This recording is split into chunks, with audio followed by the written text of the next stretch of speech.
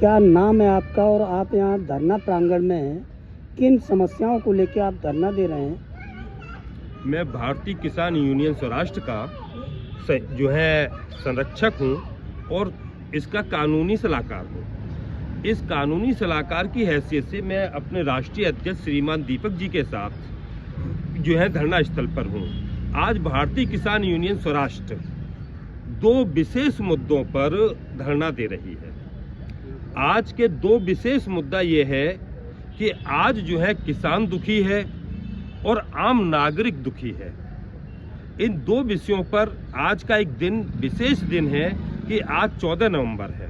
आज से 13 साल पहले पोक्सो कानून बना था और पोक्सो कानून बनाते समय हमारे राष्ट्र के निर्माताओं का सोचना था कि भारत में बलात्कार और पोक्सो बलात्कार यानी 18 साल से कम की बच्चियों के साथ ज्यादती खत्म हो जाएगी। लेकिन आज 13 वर्ष बीत जाने के बावजूद भी पोक्सो कानून की स्थिति इतनी बद से बदतर है कि किसान यूनियन स्वराष्ट्र को आंदोलन पे उतरना पड़ रहा है।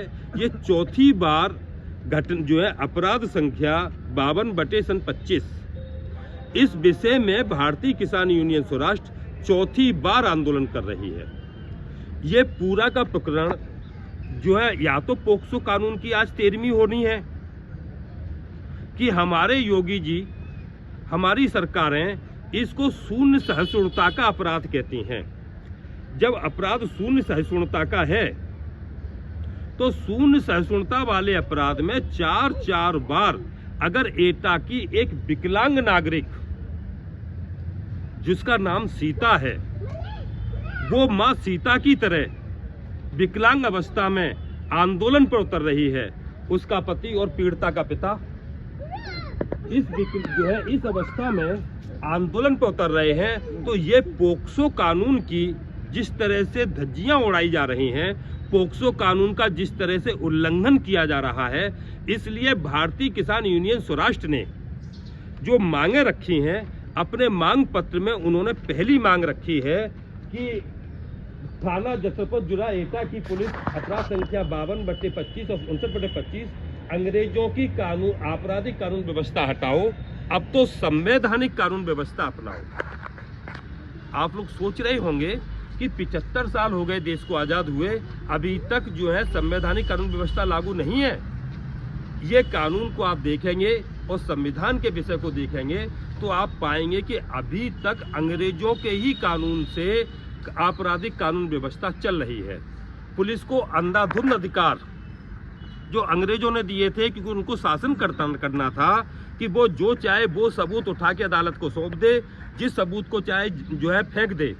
यहाँ पर क्या है कि रेप पीड़िता बेटी के जो कुछ सबूत ऐसे हैं जो कि उसको 18 साल से बड़ा बता रहे हैं और कुछ सबूत ऐसे हैं जो उसको 18 साल से नीचा बता रहे हैं। तो नीचा अगर बताया जा रहा है, उन कानूनों को पुलिस ने कूड़े में फेंक दिया। कहीं ना कहीं अभी आपने कहा कि संवैधानिक ढंग से पुलिस कार्य नहीं कर रही है, तो देखा जाए तो संविधान के ऊपर भी पुलिस का क्वेश्चन मार्क लगता है। यहाँ पर पुलिस अपराध कर रही है साहब, यहाँ पर पुलिस अपराध कर रही है, इसीलिए पोक्सो एक्ट की 13वीं से ये लोग बैठे हैं और इस पर ये जब तक बैठेंगे जब तक कि जो है पोक्सो कानून के बारे में हमारे लखनऊ और दिल्ली के हुक्मरान इस पोक्सो कानून की मूल भावना के अनुसार काम नहीं करेंगे। आज से पहले आप कितनी बार इस मामले को लेकर धरनारत रहे हैं?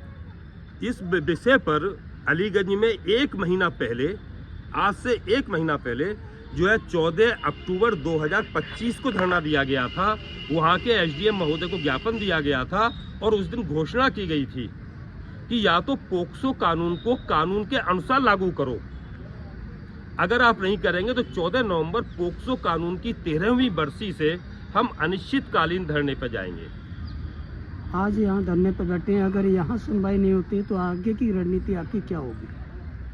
अभी तक हम ये सवाल बहुत जो है जल्दी आपने कर दिया है। हमें भरोसा है कि हमारे लखनऊ का प्रशासन और दिल्ली का प्रशासन वो पोक्सो कानून और संविधान का सम्मान करेगा। जो एटा के जो अधिकारी हैं, जो पोक्सो कानून का उल्लंघन कर रहे हैं, वो इन अधिकारियों पर जो है विधि सम्मत नकेल कसेगा, ये हमें भरोसा है। अन्यथा फिर जो हमारी जो है कार्यकारिणी जो निर्णय लेगी, विधि सम्मत निर्णय जो लेगी, उसको पर जो है हमारे जो है किसान यूनियन स्वराष्ट्र इस जो है काम करेगा। इसके अलावा एक और महत्वपूर्ण विषय है कि हमने सुना था कि महाराष्ट्र और जो है गुजरात के किसान आत्महत्याएं करते थे। अब हमारे जनपद एटा के किसान भी आत्महत्या कर रहे हैं। सरकारी मशीनरी की लापरवाही, गैर कानूनी उनकी जो योजनाएं, उन पर मजबूर होकर हमारे एटा के किसान ने जो आत्महत्या की है, जिसकी की विधवा अपने नाबालिग अबोध बच्चों के साथ यहाँ बैठी हुई है। फोटो है इस नाबालिग जो है महिला का, इस महिला का जो अपने नाबालिग बच्चों के साथ बैठी हुई है। ये समय से पहले जो विधवा हुई है, ये आत्महत्या या हत्या का प्रकरण है। इस हत्या के प्रकरण में एटा का प्रशासन व्यक्तिगत तौर पे इन्वॉल्व है। अगर नहीं है तो इसकी जांच हो, अगर वो इन्वॉल्व है तो उनके खिलाफ कानूनी कार्रवाई हो। केवल भारतीय किसान यूनियन स्वराष्ट्र का एक ही नारा है कि अपराधी बचना नहीं चाहिए, निर्दोष फंसना नहीं चाहिए।